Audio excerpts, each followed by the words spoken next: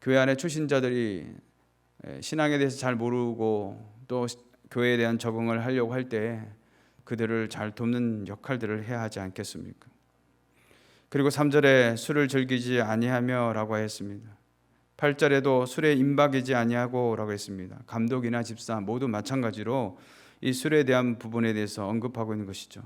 여기 임박이다라는 말은 관심을 가지다, 전념하다, 열중하다, 빠지다 이런 뜻입니다.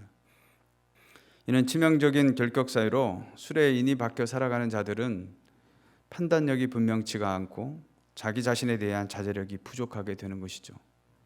이런 자들에게 집사의 직분을 준다는 것은 교회를 위험하게 만드는 일이 되는 것입니다.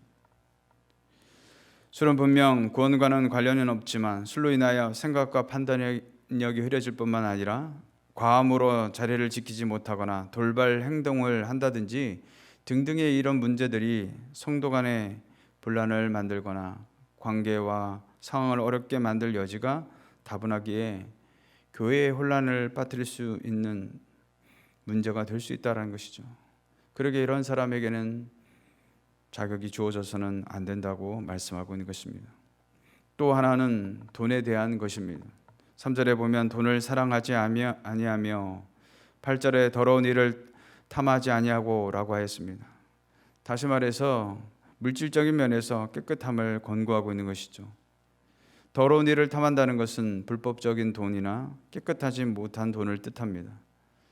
바울이 집사의 자격 요건을 거론하면서 이 말을 하고 있는 것은 사람은 물질을 모으기 위해서 그럴듯한 이유를 갖다 붙이는 횡령이나 착복과 같은 불법적인 방법이 아니라 정당한 방법이나 수단을 통해서 물질을 모으라고 권면하고 있는 것이죠. 사랑하는 성도 여러분, 하나님의 전에서 직분을 맡기고 섬긴다는 것만큼 큰 복이 없는 줄로 믿습니다.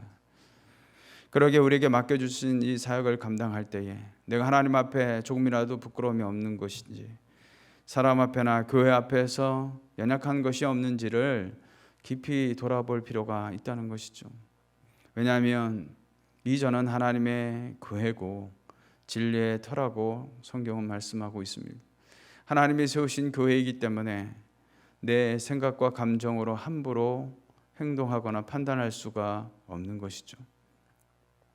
그러기에 하나님께서 오늘도 우리에게 맡겨주신 이 귀한 사역의 자리에서 또 사명의 자리에서 오늘도 충성되이 감당함으로 주님께 영광이 되고 하나님이 세우신 이 몸된 교회가 더욱 든든히 세워져가는 일에 우리 모두가 쓰임받게 되시기를 주님의 이름으로 축원을 드리겠습니다.